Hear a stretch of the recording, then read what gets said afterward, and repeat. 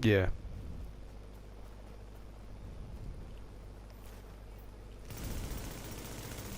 Warning. You've disavowed a division. This action will mark you as rogue. No. Secret main. A team member has disavowed a division. Powerwood below. Bring him into that turret, mate, you'll be fine. Coming back now.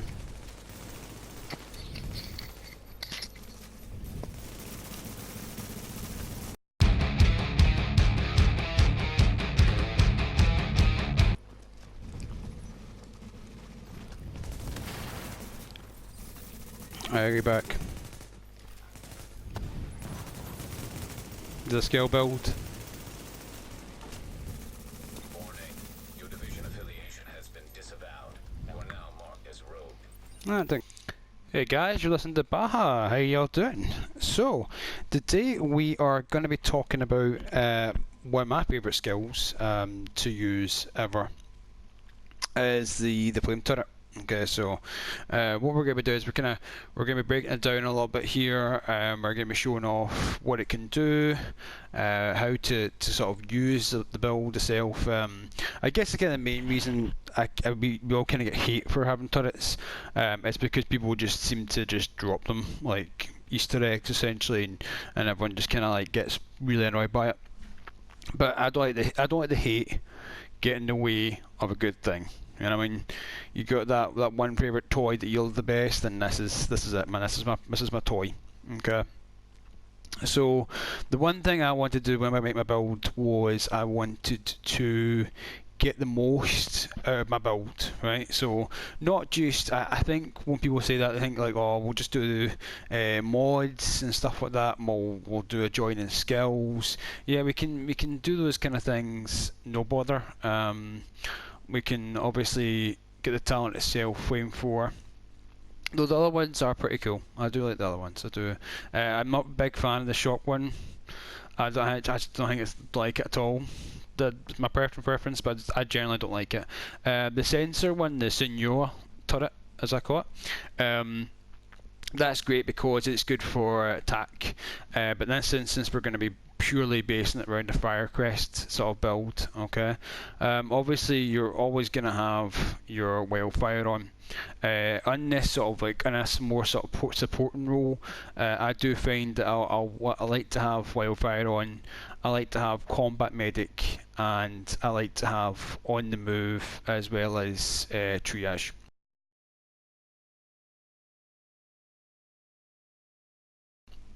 The reasons why I kind of have them are that they kind of blend for me nicely, because obviously triage with the skill haste and obviously with the combat medic, kind of one time you pop a heal, it supports the people next to you get a heal as well. So if you're in a sort of more supporting role, that's a nice talent for you to have. And obviously on the move, I like to have that little bit where I'll put my turret down somewhere out of combat, then I'll run into combat with that on, get a little more tankier, lure, and then obviously that causes bother for the guys there. So there's a wee bit more thought into it. Obviously we do have the standard mods, you know, 4% turret damage, you know, bog standard stuff. So this is the build itself. This is the Firecrest. Now, I don't know. I have actually deliberated with this a couple of times. I'm kind of fine tuning it still. I would like some of the parts to be a little bit better. There is some stuff I don't like, but only really small things. The stats on this one. Where are we here? Yeah, so skill haste is 39. I can possibly squeeze out like another 2 at max, depending on my chest piece, and I think it's just my chest piece actually. I think it's just chest piece. But I like the vigorous. I do like the vigorous. Okay, so health isn't really an issue. I've got booster shot and overheal with the vigorous chest piece, so I'm really quite okay with that. Obviously, I do for my own sort of safe of mind there. I do have burn resistance and just disorient resistance. The disorient resistance is not my personal choice. I would like to change it, but we obviously haven't got round to it yet. Okay. So you'll notice about the stats as well and the guns I've chosen. Now, the one thing that might pop out to you straight away is that the good thing about running such high skill power is that I don't lose any on the heal, right? Which is very, very important for me. This is kind of one of the thing I want the base this round is that I have 161,000 healing capacity. But that's with inventive, so I think it's maybe like 150 or something like that. But that's enough to get you out of jam.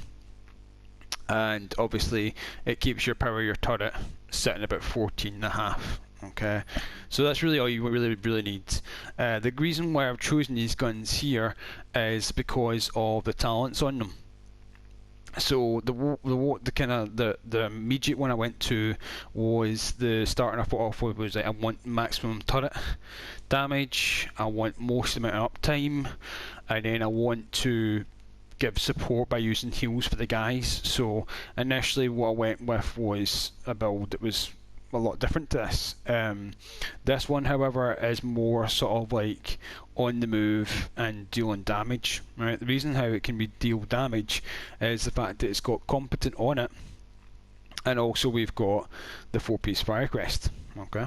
So you see, sort of, it's interesting, a sort of way to build it, but it's really like talented kicks in as well. That's good for on the move, talented, competent. You can pretty much proc all three of them in the space of a couple of seconds of each other, and they all stack really well with each other. And then obviously, if you have that higher skill power, you can sort of refresh your turret a lot faster, so you get more use out of talented. But I do find obviously getting talented to proc pretty much all the time, so it's really not an issue for me. So let's look at the main sort of like build itself. So I went with the inventive and vigorous on here, and obviously the main part is your Firecrest. Okay. You will notice that these are all set to electronics, so you get the 4 and the 1. Okay, so again, this is set to firearms. If we're looking at each piece as an individual, you'll notice the same thing on each one. They've either got skill haste or health and stuff like that. So it's your sort of basics. We'll break it down: skill haste and critical hit chance. I'm not exactly going for pure perfection on damage output, so I wasn't really bothered with the stats there. I just wanted the number higher so that I could get those extra talents unlocked. Again, skill haste across the board, a solid good holster will get you a long way.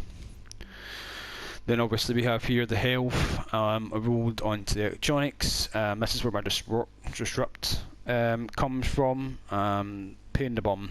I'll probably need to change that at one point. I want to get an upgrade for it. Okay. Then we go here as we've got the skill power. And we've got electronics, disorientate,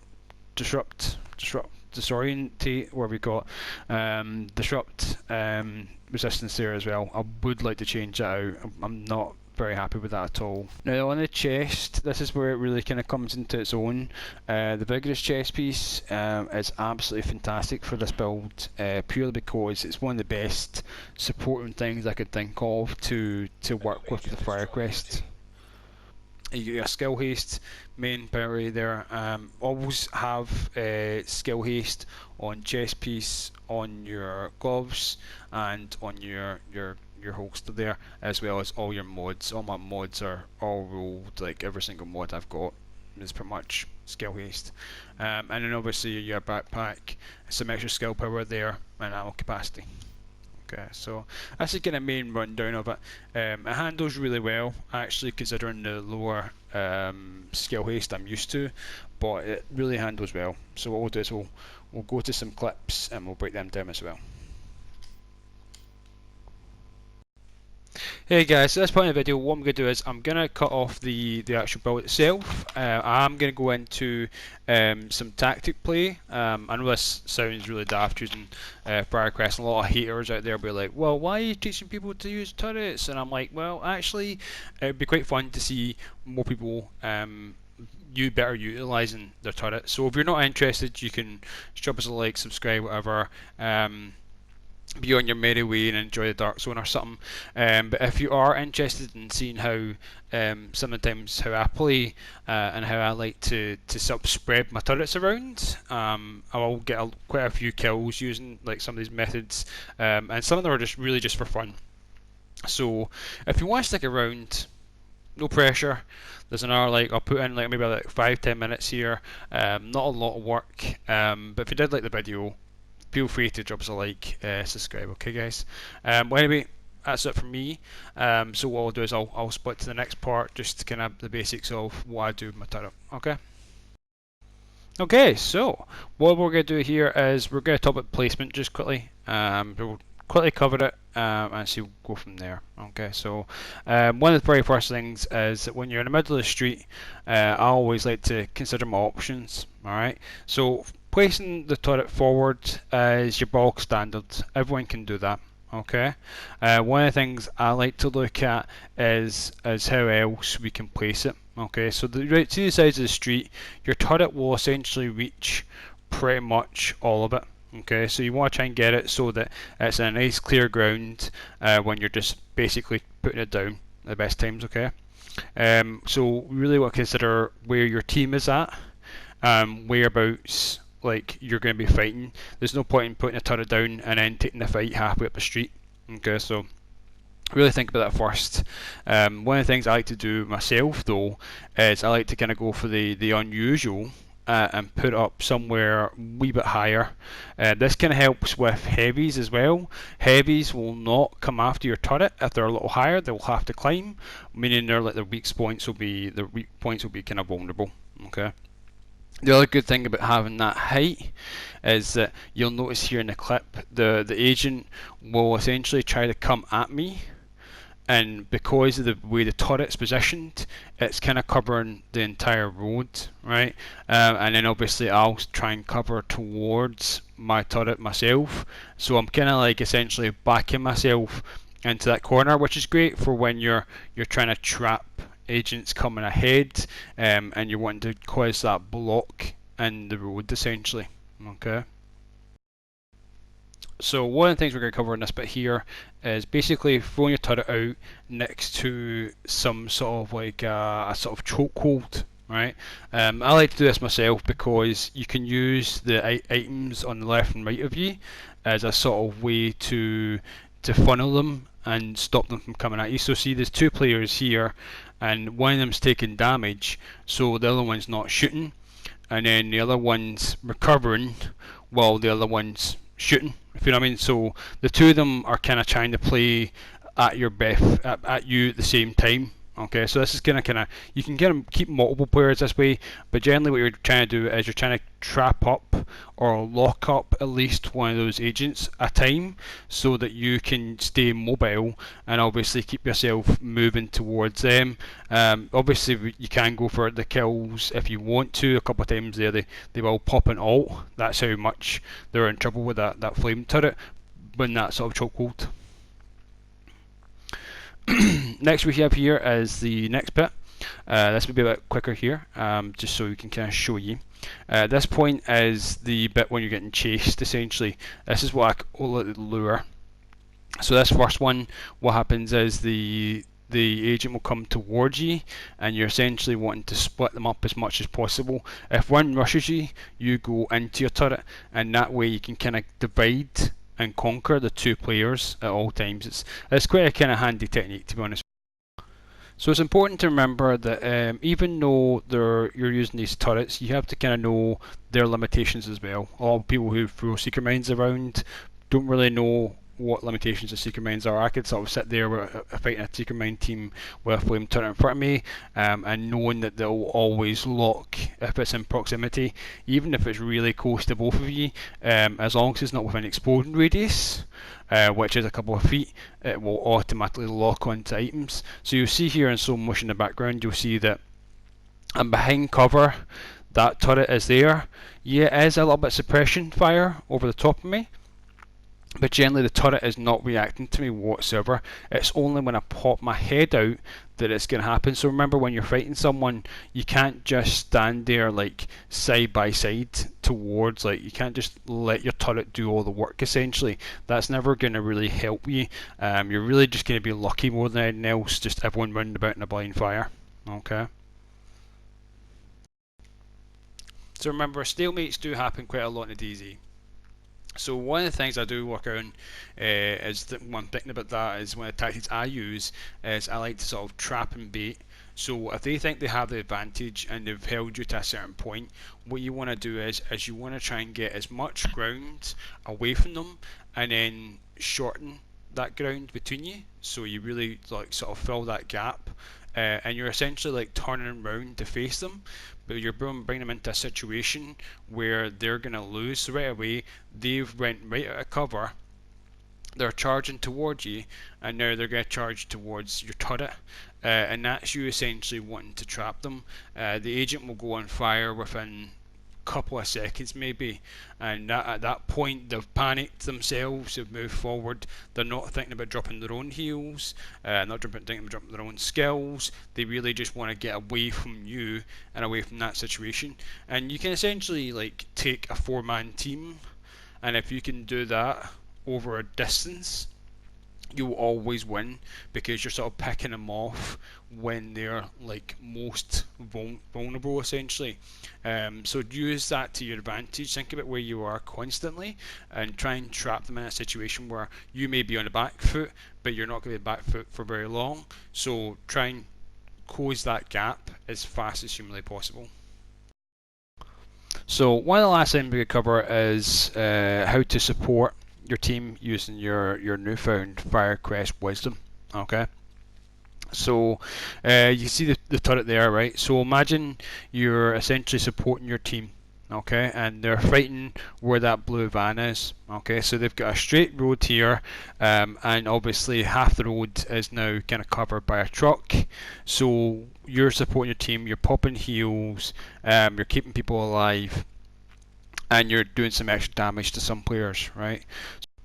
So at this point, what you've got to think about is how to support your team the best. Obviously, if you're rogue or you're manhunt or you're fighting rogues, you want to make it as awkward as humanly possible for anyone to give chase or to get away. Right, so in this situation, you're on the same chunk of road, and you're thinking to yourself, right, we're all fighting here, everything's kind of going well, we've got manhunt, now it's time to book it.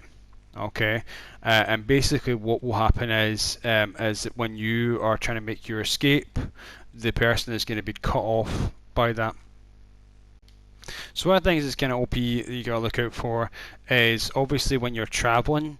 If you're at the back and you're obviously calling the shots, if you can hear someone or see someone coming down the road, more agents, your team has dealt with the agents they've killed, and they want to sort of like regain some health, get some skill up there. One of the things you got to look for is places to do it. One of the most OP things to use in this whole entire game is a feckin' car.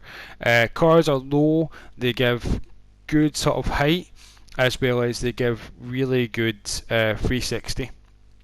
So they're everywhere, just utilise them, throw onto a car. You'll find that if you're in junctions, it'll work really well. If you're out in the open, it'll essentially go 360, so you can kind of essentially hide behind a car if you're dealing more and more in group, but you can also kind of ambush someone into lure coming towards you.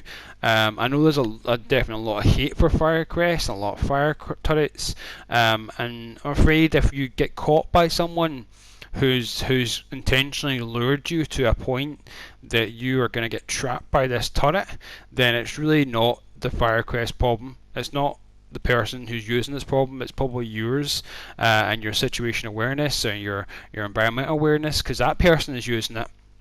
So I don't see why you can't either. And then even in a small space, like time of space, and that small space, you will find yourself in a lot of trouble when it comes to using against a Firecrest. So it's a great build to have. I've obviously tweaked it so that I've got more firearms now, and obviously I'm more combating with like say like the 25%. From my talents, so I really kind of want to get that extra power there. But I hope you enjoyed the video regardless, and I hope you enjoyed this tutorial and how-to guide, and if you did, please leave me a like. If you have any more questions, just put it in the comment down below, and I'll try and get back to them as best as I can. Thanks guys.